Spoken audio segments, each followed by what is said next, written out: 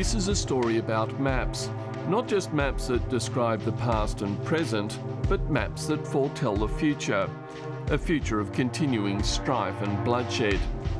It's the story of an ambitious plan to redraw the borders of Israel and, without consultation, impose a state on the Palestinians.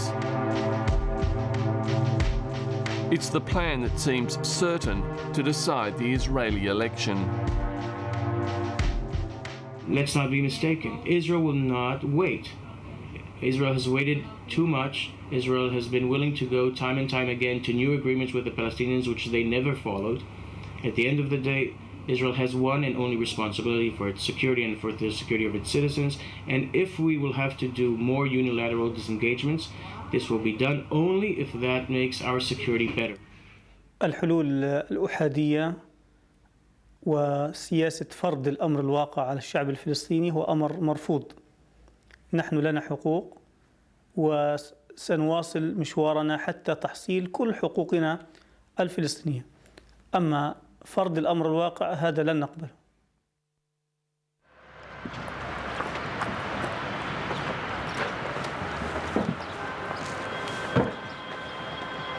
East Jerusalem and Palestinians are risking arrest or worse by crossing through a semi-completed section of Israel's security wall.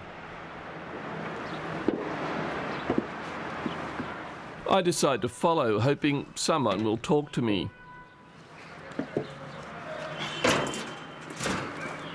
The Israeli government wants to complete this 600-kilometre long barrier within a year. This is our miserable life, I mean.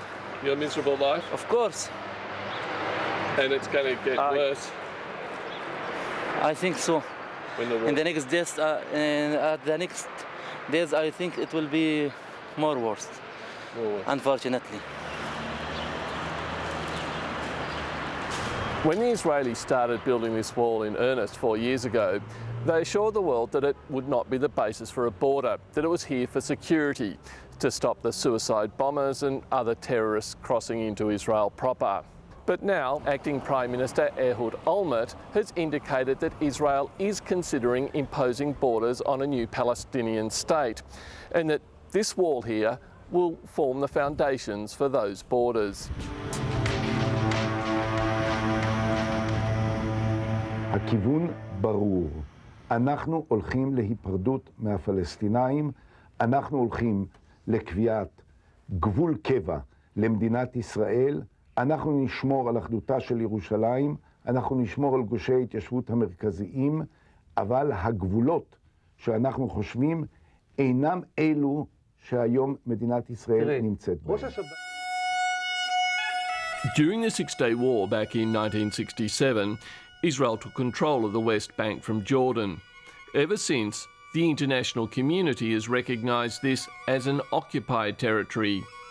But that hasn't stopped large-scale Israeli settlement. The security wall runs well inside the West Bank, effectively annexing East Jerusalem and the largest settlements.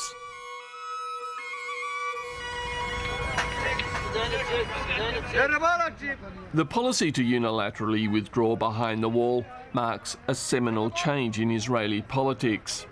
It seems Ehud Olmert and Kadima believe the mainstream of Israeli voters want to wash their hands of the West Bank and the Palestinians.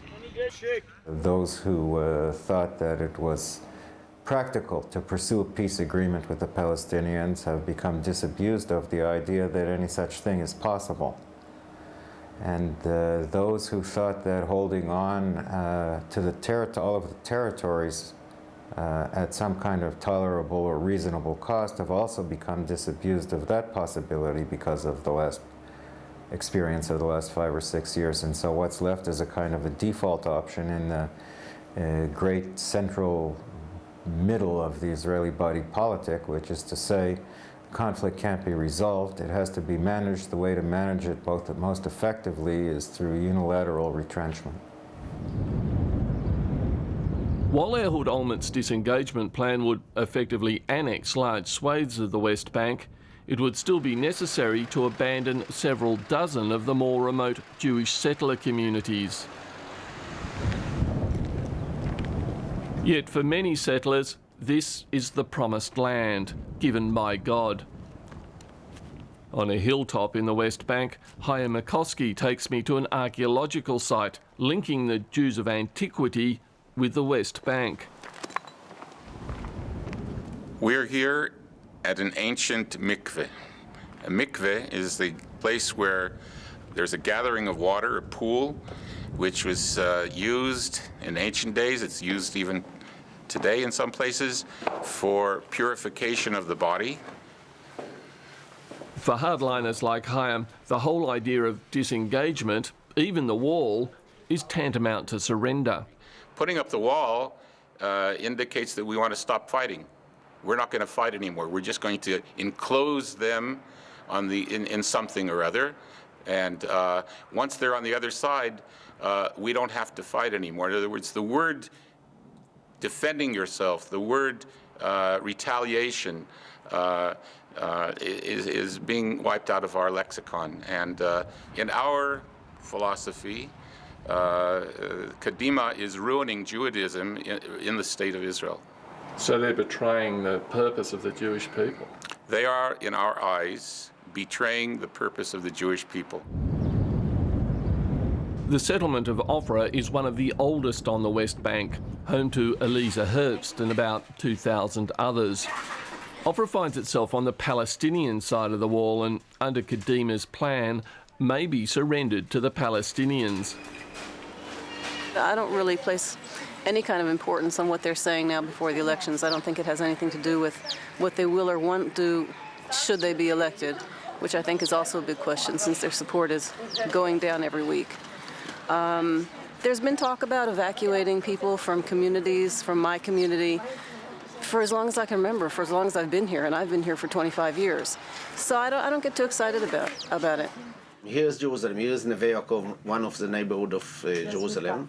Pinchas Wallerstein is a settler leader with his own maps showing plans for expanding settlements on the West Bank. He says Kadima has not identified which settlements would need to be abandoned, so Ehud Olmert would have no mandate to remove the settlers. אם לא תהיה הכרעה של העם, אנחנו לא נקבל את ההכרעה. חד משמעית. צריך להבין את זה, גם ככה יהיה קשה. אם הוא חושב שאפשר לעשות את זה בלי הכרעה ברורה של הציבור, הוא טועה טעות חמורה מאוד. וזה חוסר אחריות של מי שאמור להיות מדינאי ולא רק פוליטיקאי.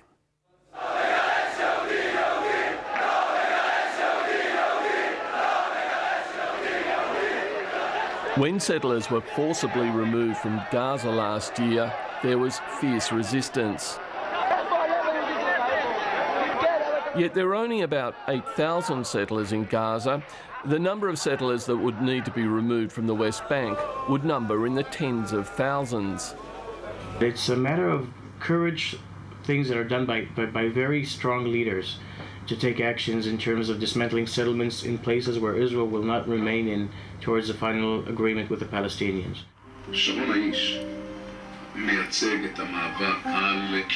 Lior Horev is a political advisor to Ehud Olmert. He shows me Kadima's election ads, which present Olmert as the natural heir to Ariel Sharon, the leader who withdrew the settlers from Gaza.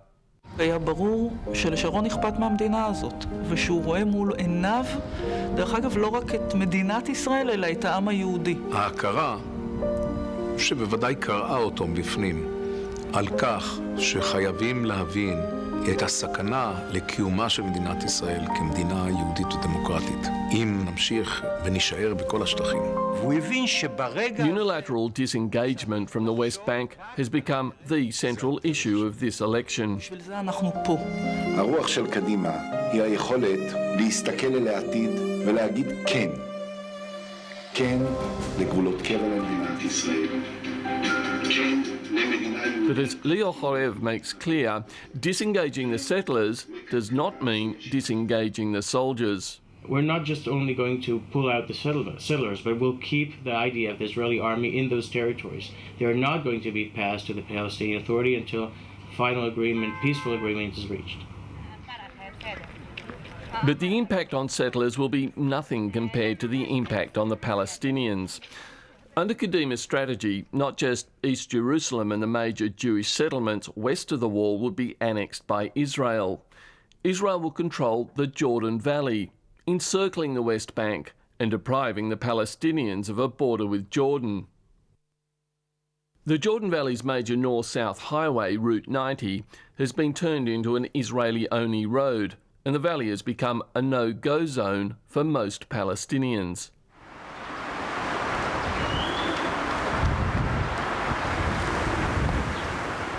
David Shearer is the head of OCHA, the UN agency coordinating humanitarian relief in the occupied territories. There are 470-odd roadblocks, checkpoints, obstructions on the road. Now, unless you show that on a map, it's very difficult to have a kind of a mental appreciation of just how bad that is. Since arriving 3 years ago, the New Zealander has had his team develop detailed maps revealing the patterns of Israeli occupation. He says Israel is tightening its control of the Jordan Valley. We've noticed in the last year a dramatic change in access to the Jordan Valley by Palestinians. Palestinian traffic and transport cannot flow through the Jordan Valley. Palestinians who live outside of the Jordan Valley can't visit for longer than 1 day. They can't stay overnight, and they can only enter the Jordan Valley if they have a permit. And there's also been restrictions on Palestinians who are living in the Jordan Valley to the degree in which they can move around themselves. I wanted to see the Jordan Valley for myself, so I headed down from Jerusalem until I reached Route 90. It's an Israeli-only road, despite the Jordan Valley being part of the occupied West Bank.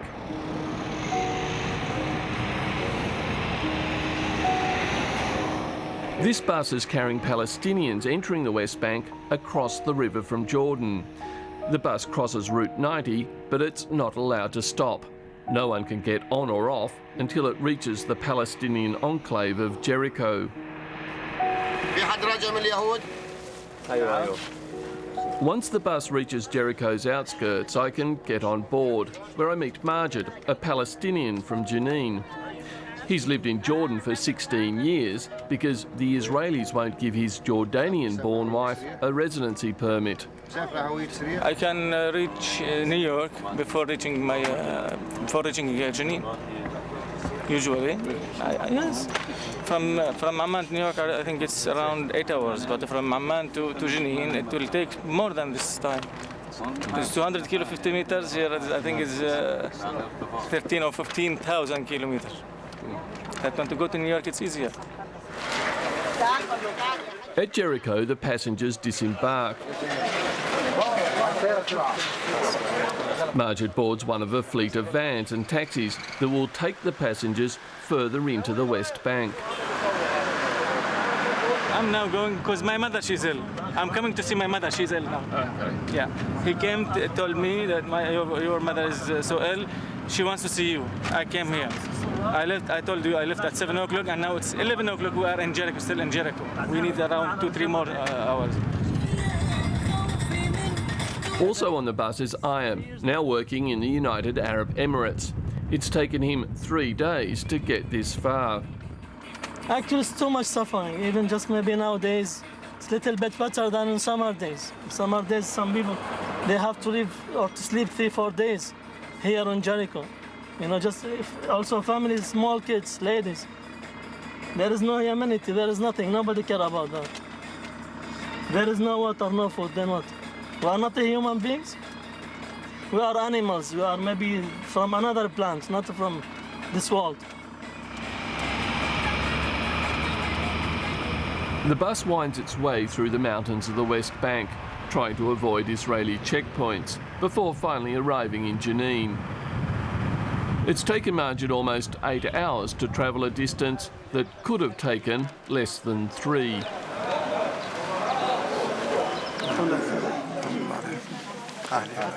Inside the hospital, Majid learns why he's been summoned. His mother's leg is turning gangrenous. The doctors want him to persuade her to have it amputated. He's concerned that soon he may not be able to visit his elderly parents at all. Last year he'd been able to make some of his journey along Route 90.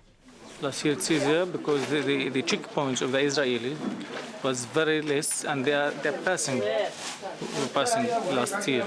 This year they are controlling the whole area. They are making a lot of checking points, so you have to turn a very long journey to reach Jenin. Many of the Palestinian farmers with land in the Jordan Valley now cannot access it because their residency permits say they live elsewhere in the West Bank. For those Palestinians with permits to live in the valley, life is also getting harder. This is the Bedouin settlement of Jiflik. This house, my friend, my brother. Zainab Speten shows me where her brother's house stood until a few months ago. هذا بيت أخوي هدم لأنه أجوا أول سنة هدموا بيت كان هناك محله فيش له أثر لأنه نظفوا محله وسووه وخلوه يشيل الشبابيك ويشيل الأثاث وكل شيء طلعوا برا. الآن بيحكوا هوايتين بالراس بتوجع بلاش نهدم السنة خلاص يلا ارجع. عاودوا تاني سنة أجوا بنفس بالصيف تاني سنة وهدموه.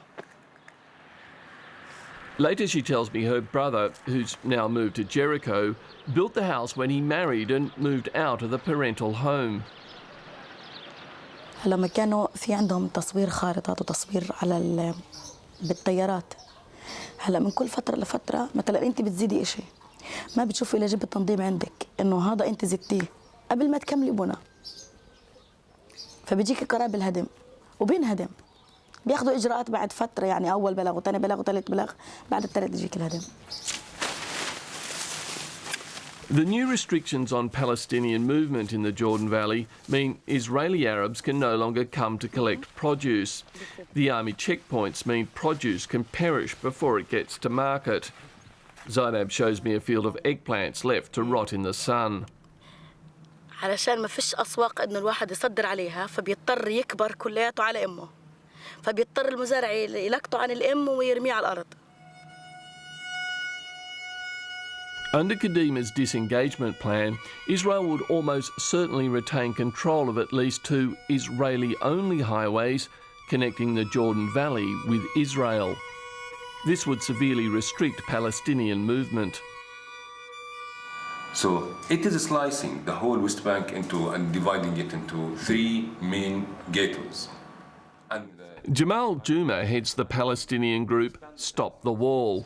When you talk about the road from Jerusalem to Jericho, this is totally dividing the south from the middle. And when you talk about from Ariel to the Jordan Valley, is dividing the south from the middle, and the north from the middle and the south. It's an open-air prisons that are open for the Palestinians, controls by gates that will totally not allow for them to do anything outside their control.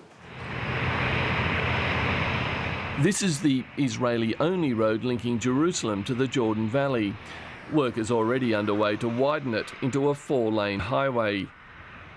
To facilitate Palestinian movement, a series of tunnels are being built under these major roads.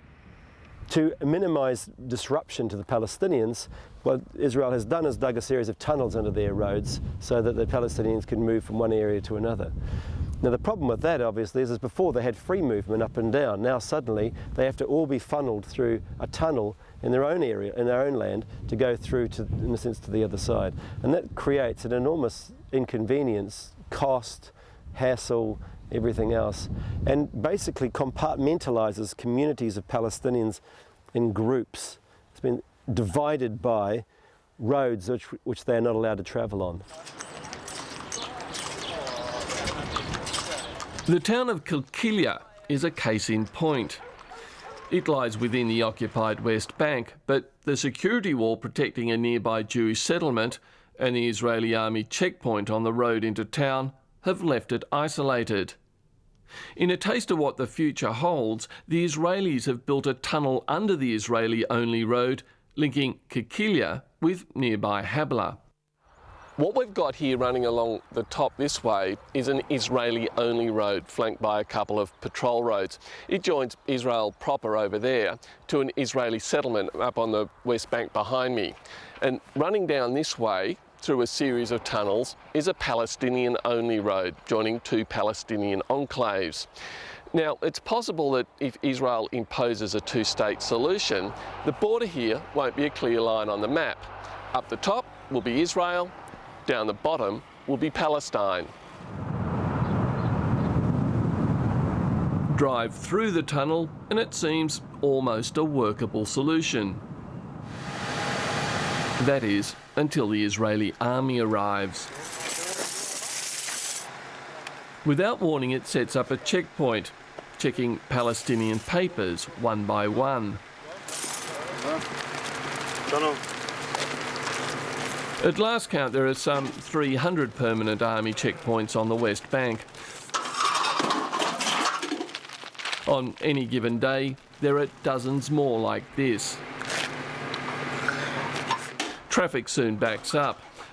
Rather than ensuring free movement, the tunnel is funneling Palestinians through the checkpoint.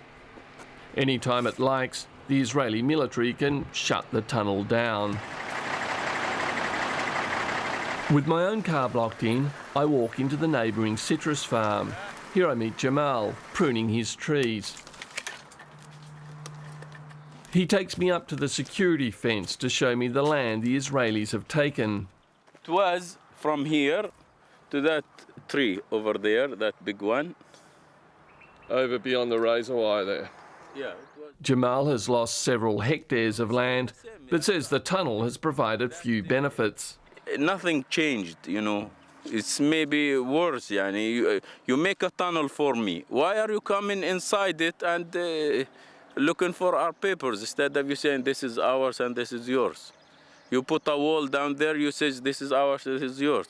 Before, Israel used to say, oh, this whole country, it's ours. Now, they put in everyone in a small zoo. This is for cows, this is for donkeys, this is for horses, you know? Back on the road, the checkpoint is still there, even though the tunnel simply links one Palestinian area with another. For Hamas, the militant group which recently won the Palestinian elections, the disengagement plan is unacceptable. Spokesman Sami Abu Zuhri says it would lead to more violence, not less. بالتأكيد الحلول الأحادية وفرض الأمر الواقع يعني استمرار للصراع وليس وقفا له. إذا كان الجهد القانوني غير مجدي وإذا كان المجتمع الدولي عاجز عن وقف بناء الجدار، نعم لا مفر أمامنا إلا أن نستخدم القوة. And the Palestinians have to understand they will lose every national asset they have today if they keep on supporting and sponsoring terrorism, if they don't recognize the state of Israel. They're losing already crucial assets for themselves in terms of their national aspirations, and they will continue to do so if they don't respect what the international community is demanding from them. So there's a punitive element to this? Of course.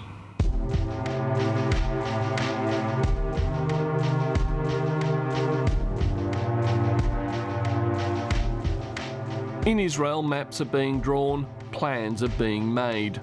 Ehud Olmert wants the wall finished within a year, the settlers withdrawn within 2, and final borders declared within 4. But in attempting to impose peace, Israel risks perpetuating conflict.